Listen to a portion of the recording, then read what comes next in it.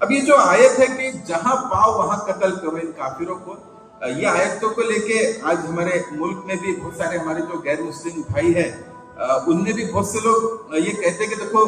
قرآن میں کہا گیا کہ کافروں کو جہاں پاؤ وہاں قتل کرو،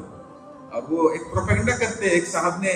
قرآن کی 24 آیتیں اس طرح کی جو آیتیں ہیں اس کو نکال کے کتاب بھی لکھی، پنڈت ہے انہوں نے لکھی کہ دیکھو یہ 24 آیتوں میں کہا جا رہا ہے کہ کافروں کو جہاں پاؤ وہاں قتل کرو،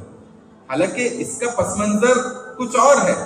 کہ بھائی مکہ کے لوگوں سے ایک ٹریٹی ہو گئی، ایک معاہدہ ہو گیا، اب اگلے سال یہ لوگ عمرہ کرنے جا رہے ہیں، اس کے بعد اگر وہ معاہدہ توڑ کر جنگ کرتے تو پھر ظاہر سی بات ہے اب ان کو تو چھوڑا نہیں جائے گا۔ یہ تو آج کے دور میں بھی اگر جو جنگ کے اصول ہے، اگر یہاں پہ سیز فائر ہو جائے، جنگ بندی ہو جائے اور دوبارہ کوئی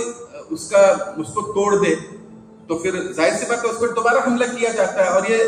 ہر کوئی اس کو قبول کرے گا، ہر ذہن اس کو مانے گا۔ تو اگر کفار مکہ نے ٹریٹی عہد توڑ دیا، وہ سیز فائر ختم کر دیا، تو پھر تم ان کو مار سکتے ہو۔ تو یہ اس بیک گراؤنڈ میں یہ آیت ہے، لیکن اس کو یہ کہا جاتا ہے کہ تمام کافروں کے لیے یہ ہے کہ کافروں کو جہاں پاؤ وہاں قتل کرو، تو یہ غلط بات ہے، یہ اس بیک گراؤنڈ میں یہ آیت ہے۔ اس لیے قرآن مجید کو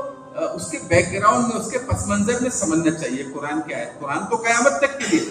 لیکن اس کے پس منظر میں اس کو سمجھنا، یہ نہیں کہ کوئی بھی کافر ملا اس کو قتل کر دو، جہاں پاؤ وہاں قتل کرو، یہ ان کے لیے نہیں ہے، یہ کفار مکہ کے لیے تھا، اور انہوں نے ویسی حرکت کی تھی۔ اگر کسی بھی صاحب انصاف انسان کو آپ یہ بتائیں گے تو وہ بھی اس بات کو قبول کرے گا کہ ہاں صحیح ہے، جب وہ وعدہ بھی توڑ رہے ہیں، جب وہ ظلم تشدد بھی کر رہے ہیں، بے گناہ لوگوں کو ستا رہے ہیں، تو ظاہر سی بات ہے ان کو تو سزا دی جائیں گی۔ تو یہ اس پس منظر میں یہ آیت ہے۔